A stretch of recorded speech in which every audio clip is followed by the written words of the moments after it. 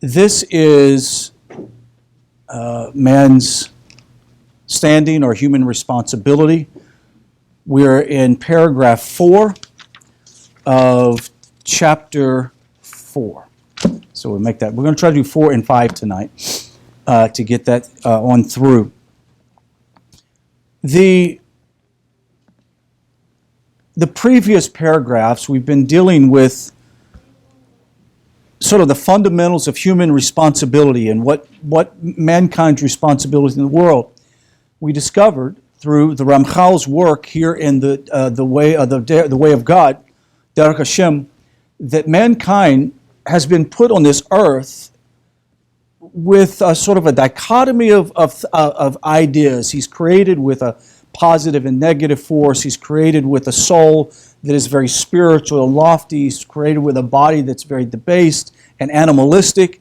And somehow he's got to work, or she's got to work throughout that life to somehow bring harmony between the two, and each one at some level participate to bring elevation and perfection.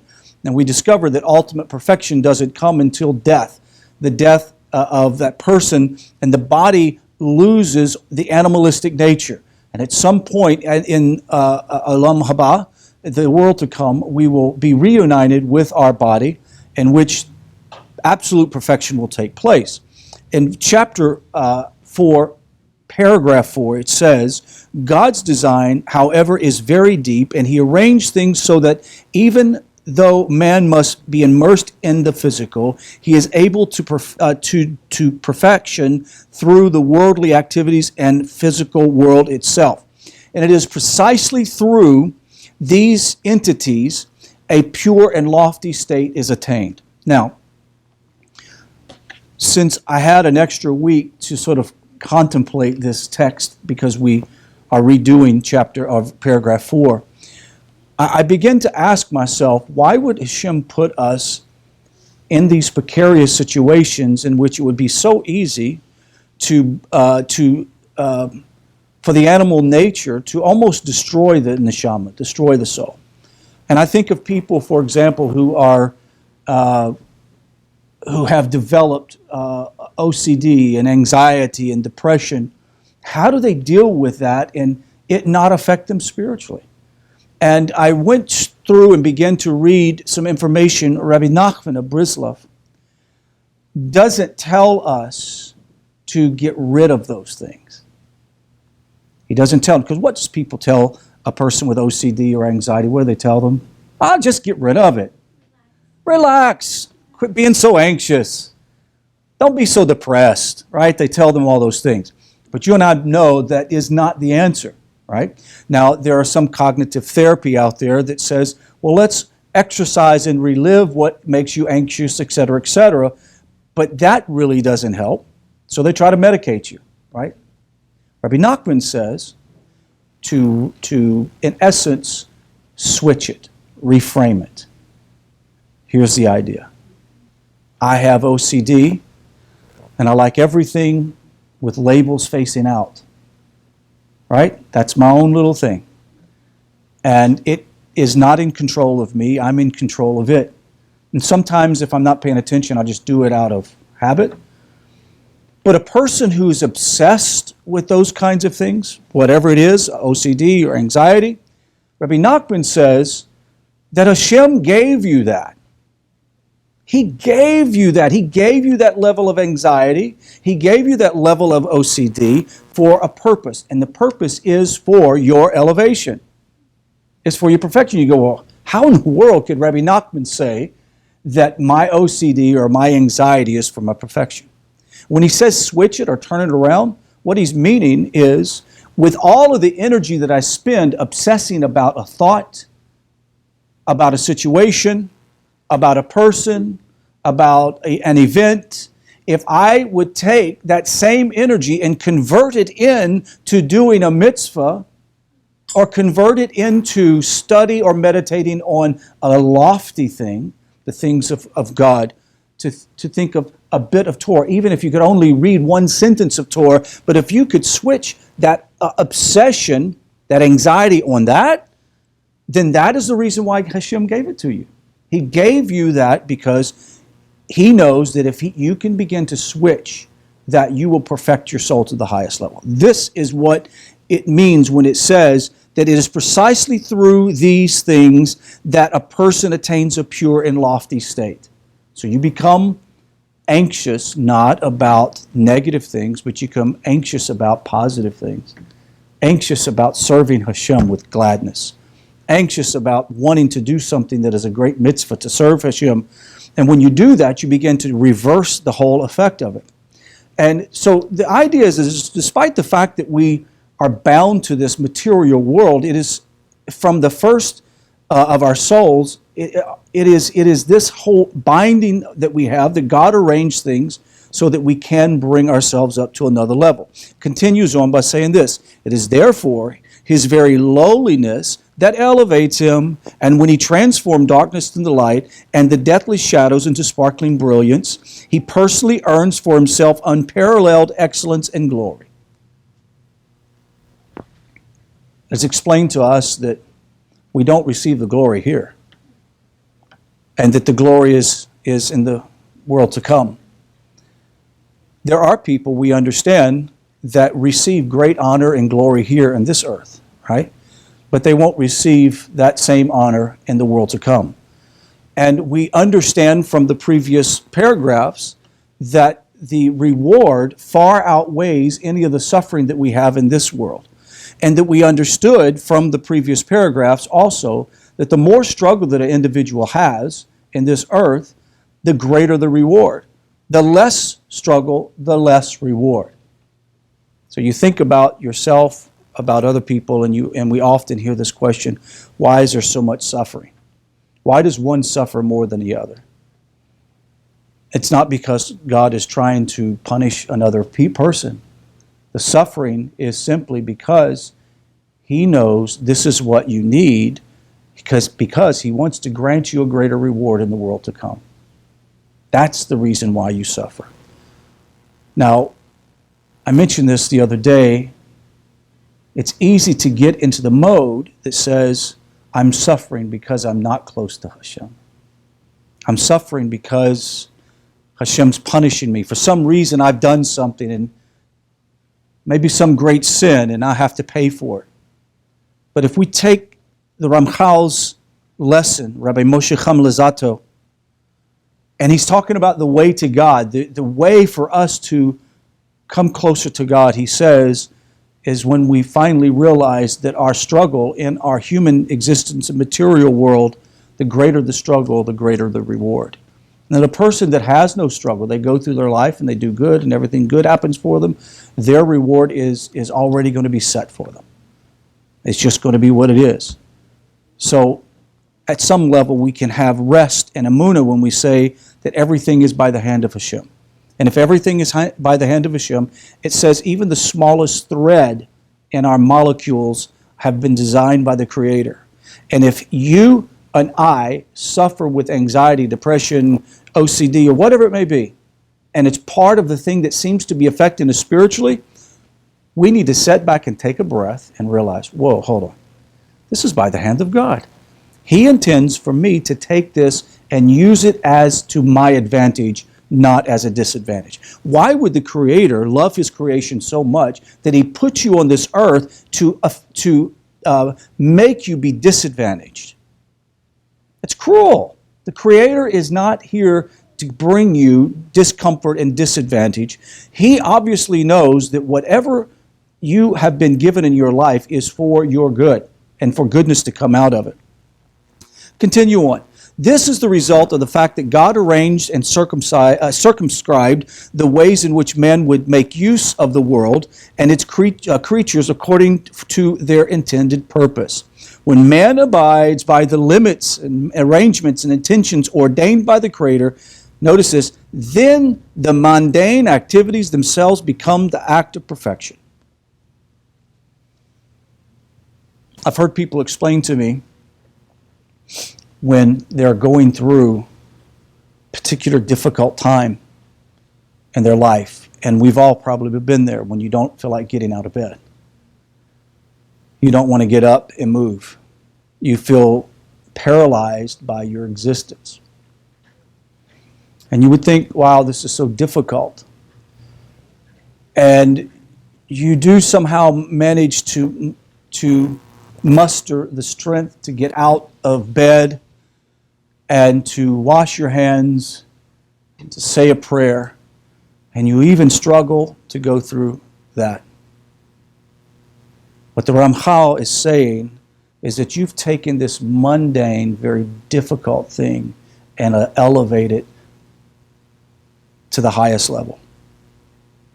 You see, the person who's able to jump out of the bed and jump right in their slippers and go on like nothing's happening, every day is a great day, and they get through the day, they've not elevated anything at all. Right? They've not elevated anything at all. The person who gets up and struggles through that day, oh my goodness, they've elevated this thing to the highest level. It says this, through them, talking about the activities of perfection, through them man can incorporate in himself perfection and excellence and thus rise high above his previous lowly state. The highest wisdom took into account all of the categories of man's natural faults. Do you see this? Let me read it again. The highest wisdom, who is the highest wisdom? Hashem. Took into account all the categories of man's natural faults as well as all the concepts of true excellence and value required by man to come close to God and enjoy his good. Taking everything into account, he sets up patterns and restraints through which everything excellent should be incorporated in man and everything separating him from God be removed. So we're learning here that all of the mechanisms that the Creator has put on the earth, everything, I mean everything, from the stop signs and red lights to governments and sickness and disease and happiness and joy and celebration, all of these things either become things that help liberate us or at some level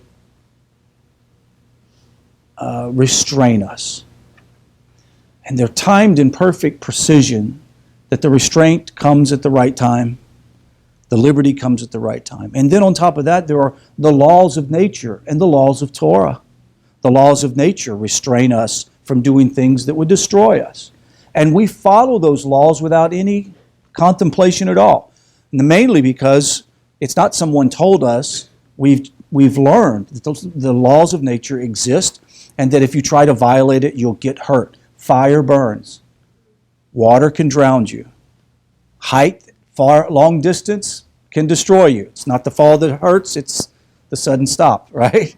So this idea is that everything in nature, everything in creation is designed to keep us on the path of perfection.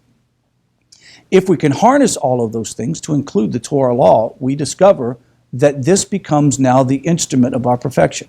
Rabbi Zalman Weiss did such a beautiful job talking about the restraints that we have in our life on modesty, and that these are not restraints that are to hold us back and to hurt us or to cause us to look or to be eyed, but it's cause us to get closer to Hashem.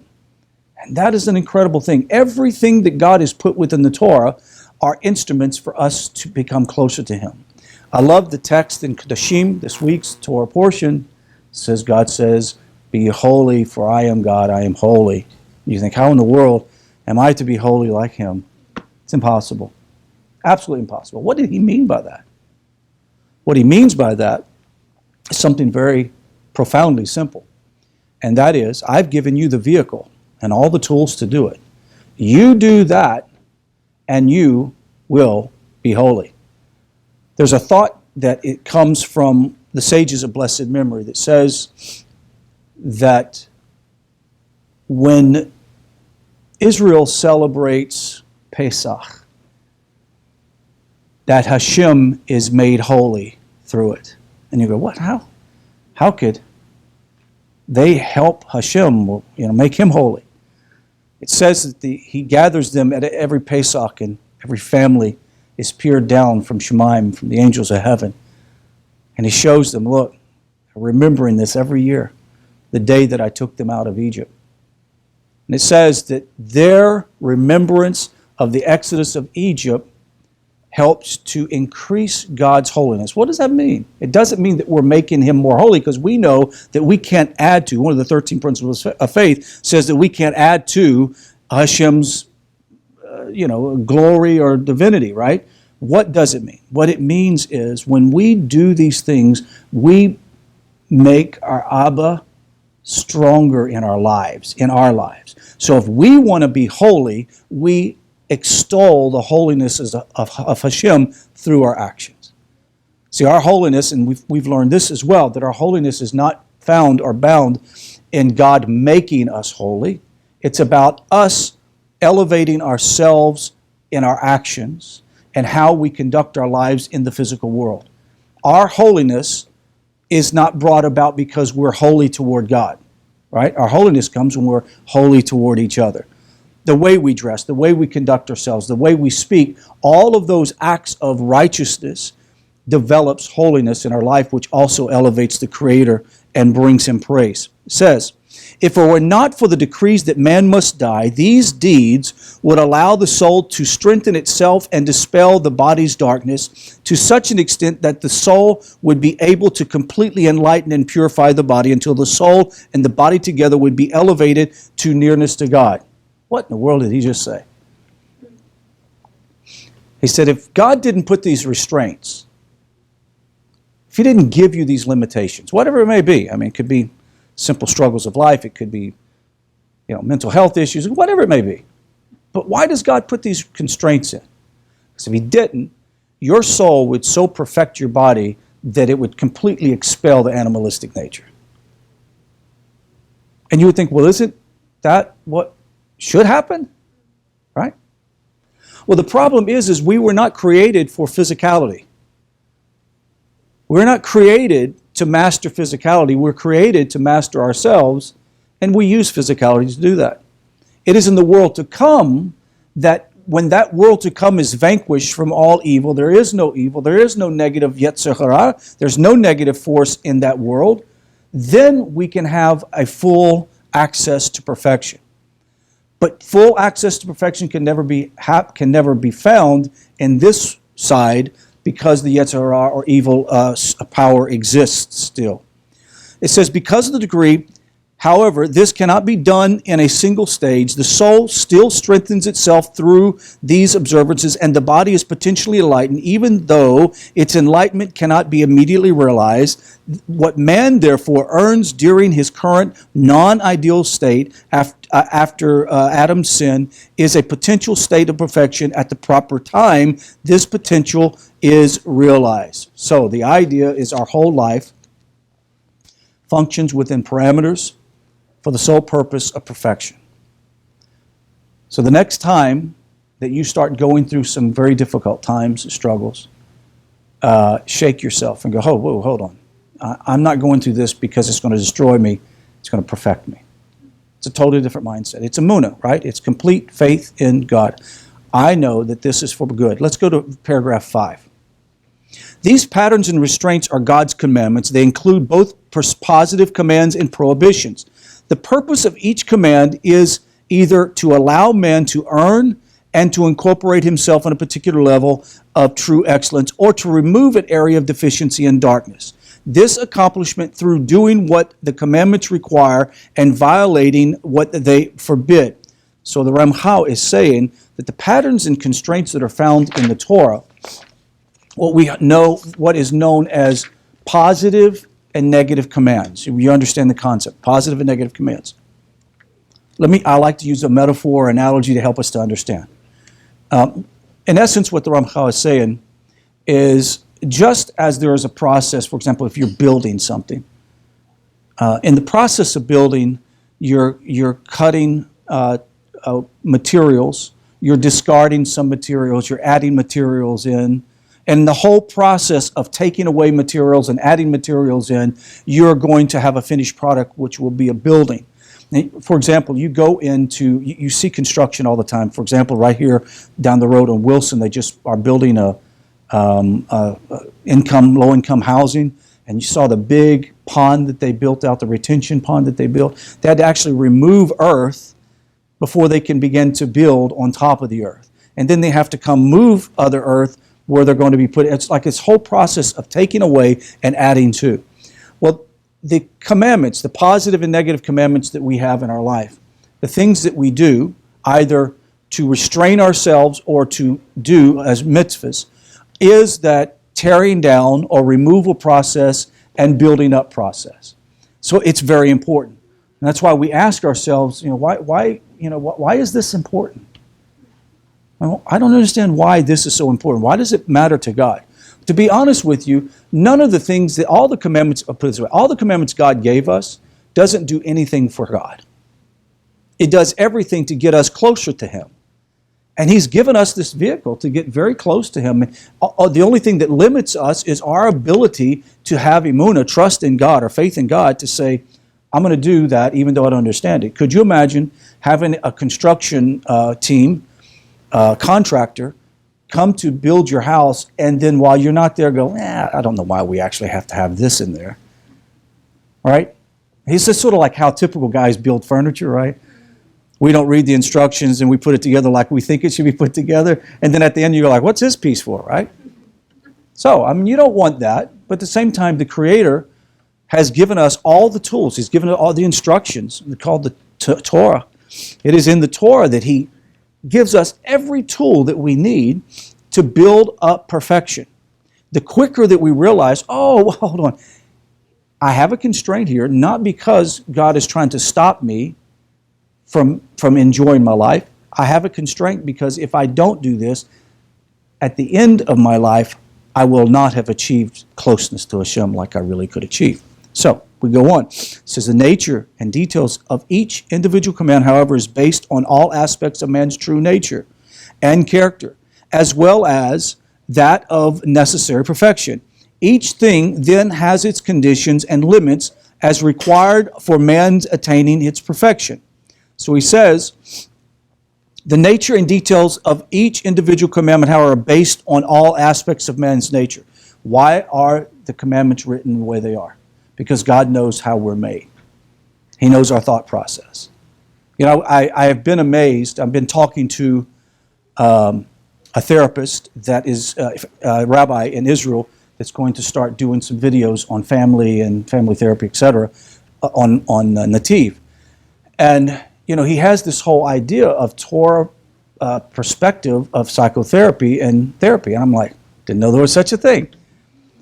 And he explained the Hasidim and the Kabbalah all give answers for therapy. And as a matter of fact, Freud and Jung and all of these people who develop therapy practices got it from the sages of Judaism, which blows me out of the water, right? Now, the ones who have come up with their own ideas did not have the influence of Kabbalah and Rabbi Nachman and et cetera, et cetera. So the idea is that God puts us on this earth. He knows exactly how we're designed. And with that, He gives us this whole thing called the Torah. And when I say the Torah, I'm also including the oral Torah as well, which is now written down. But the idea, He gives us all of this. And if we can somehow use that as the guidebook, we can unlock perfection for our lives. That is incredible. Why is that it's so incredible? It's because He says the highest wisdom knows all of this. God, the Creator of the universe, knows all this. So next time you get a chance, look yourself in the mirror. Have you ever done that? Look yourself in the mirror, in the eyes, and stare at your eyes? You got to do it. It'll kind of really weird you out.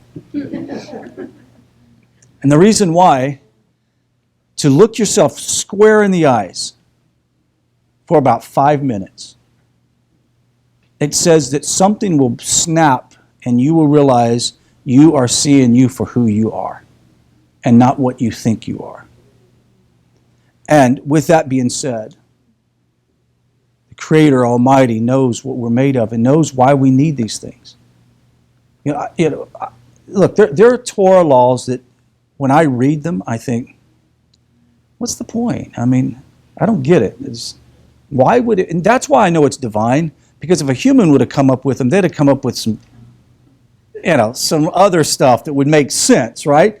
the Creator comes up with stuff like, for example, this whole idea of not plowing a field with an ox and a mule. Right? I mean, I'm thinking, but what? I mean, if it gets the job done, and then we can also come up with some, we can also think of maybe some practical things that would say, well, maybe this is why God decided. But to be honest with you, what's the point? If it works, why not do it? But he says not to do it. Why? Because he understands the very nature of these animals. He also understands our nature.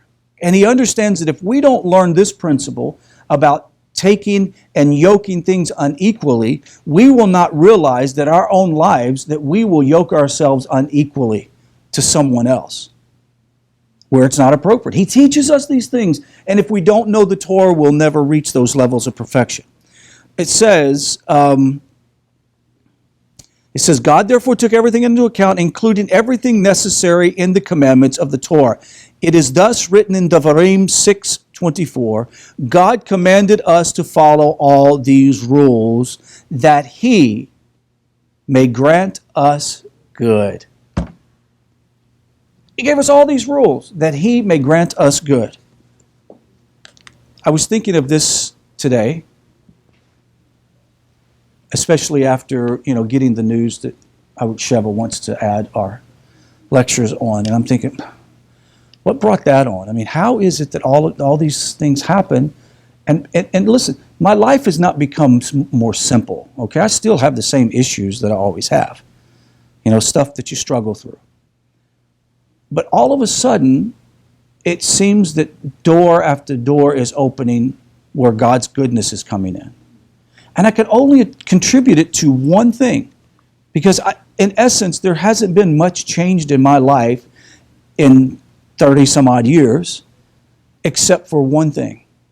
And that is a desire to actually understand the way of God. And to incorporate that in my life in such a way that it gives me an advantage in which God will send blessings to my life. And I've begun to see that. And I'm so grateful, because I realize it's not because I deserve it. It's because I've actually opened up avenues that God now can. It's already there. Look, he says he reigns on the just and the what? Unjust alike. So the difference is whether you get water or not is whether you're where the rain is at. Right?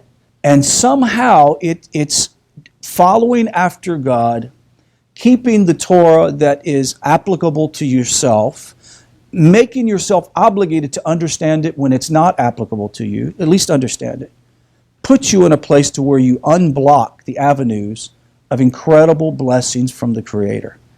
And I don't know about you, but I like to have blessings from Hashem. And I want more, don't you? And I think the way that happens is by us, instead of constantly fighting against the restraints and fighting against all of the things that God has put into place, just go along with his plan. And if you don't know what it is, it's very simple. Begin simple prayer and say, Hashem, you have to open my eyes to know what I need to do. I'm going to take and do this simple thing here. Everything else seems complicated because everything in my head's so screwy right now. I can't think about much more, but I can do this. I can do this one thing. I can actually listen from the time I go from my house to the work. I can listen to a little bit of a lecture. And if I don't understand it, I'll listen to that thing over and over and over every 10 minutes a day until finally it snaps. I can do that.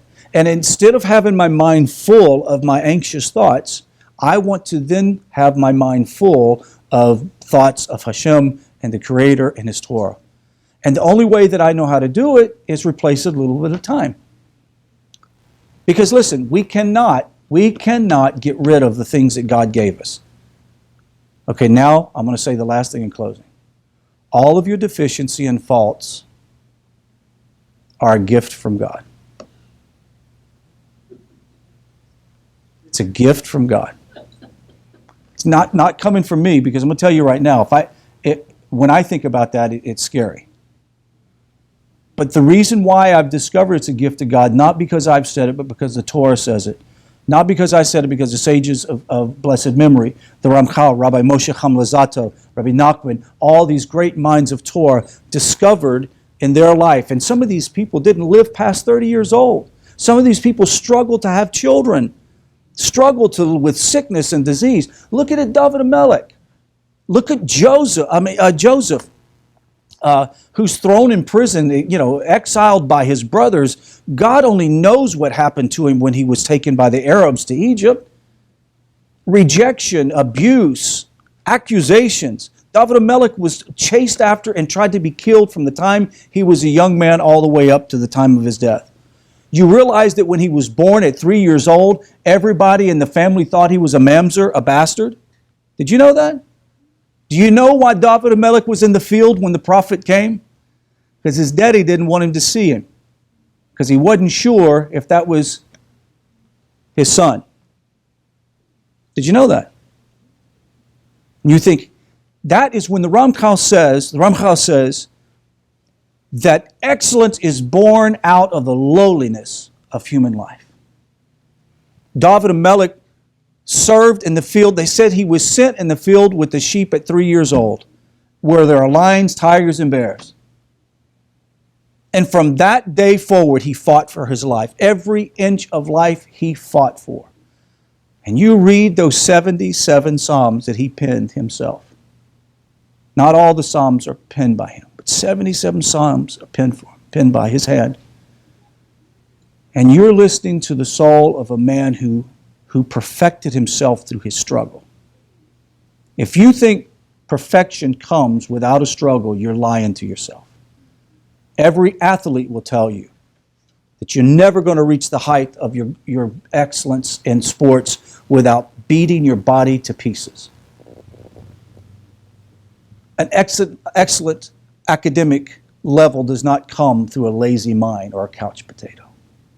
And if we're going to reach that level, if you are struggling, I want you to know you right now are partners with the Creator of the universe.